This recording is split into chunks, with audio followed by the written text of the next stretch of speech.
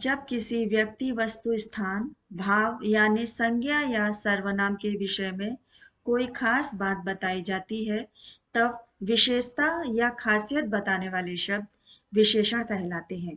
जैसे बड़े वकील साहब अपने छोटे बेटे को लेकर जा रहे हैं। वे दोनों नई कार में बैठकर बाजार पहुंचे।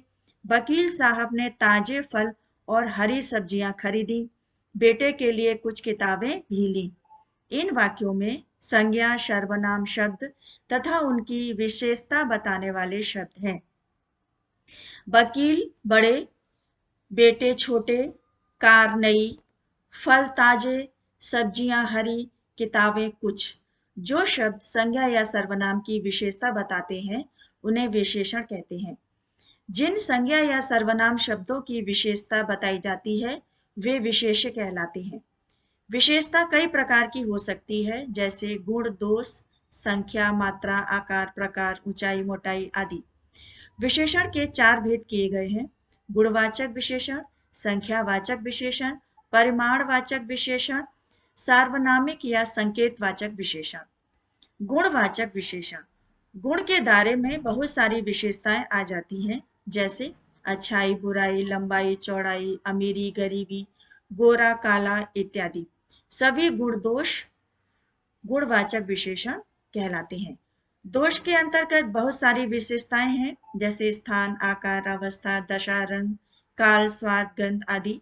जो विशेषण शब्द संज्ञा या सर्वनाम शब्दों के गुण दोष आदि का बोध करते हैं, वे गुणवाचक विशेषण कहलाते हैं।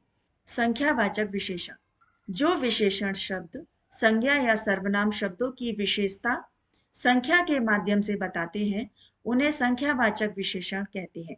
जैसे 2 घोड़े दौड़ रहे हैं, मैंने थोड़े समोसे खाए, कुछ छात्र शोर कर रहे हैं। यहाँ 2 घोड़े तथा कुछ विशेषण शब्दों से घोड़ों, समोसों तथा छात्रों की संख्या का बोध हो रहा है। संख्यावाचक विशेषण 2 प्रकार के होते हैं: निश्चित संख्यावाचक, अनिश्चित संख्यावाचक। निश्चित संख्यावाचक में ठीक संख्या जैसे 10, 100 आदि बताई जाती है। अनिश्चित संख्यावाचक में अनुमानतः बहुत, थोड़ा, कम, कुछ का प्रयोग किया जाता है।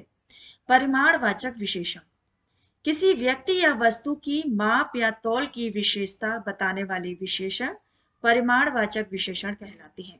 जैसे दवाई के साथ थोड़ा दूध पी लीजिए, 3 किलो का नवजात शिशु स्वस्थ माना जाता है, 1 क्विंटल में 100 किलोग्राम होते हैं आदि।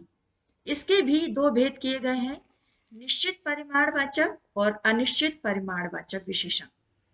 सार्वनामिक विशेषण या संकेतवाचक विशेषण: जो सर्वनाम विशेषण का काम करते हुए संज्ञा शब्दों की विशेषता बताते हैं, वे सार्वनामिक विशेषण कहलाते हैं।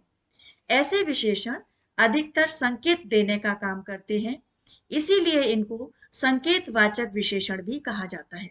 जैसे इस विद्यालय में श्रेया पढ़ती है, वह मेरा भाई है, यह कमरा बड़ा है।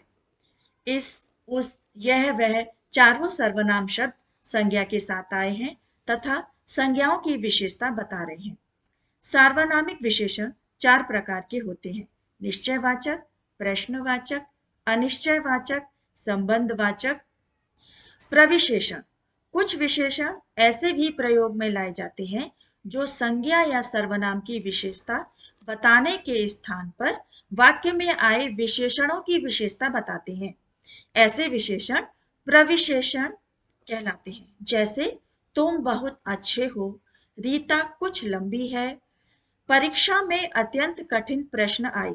इन वाक्यों में बहुत, कुछ तथा अत्यंत प्रविशेषण है, क्योंकि ये अच्छी, बड़ी तथा कठिन इन विशेषणों की विशेषता बता रहे हैं।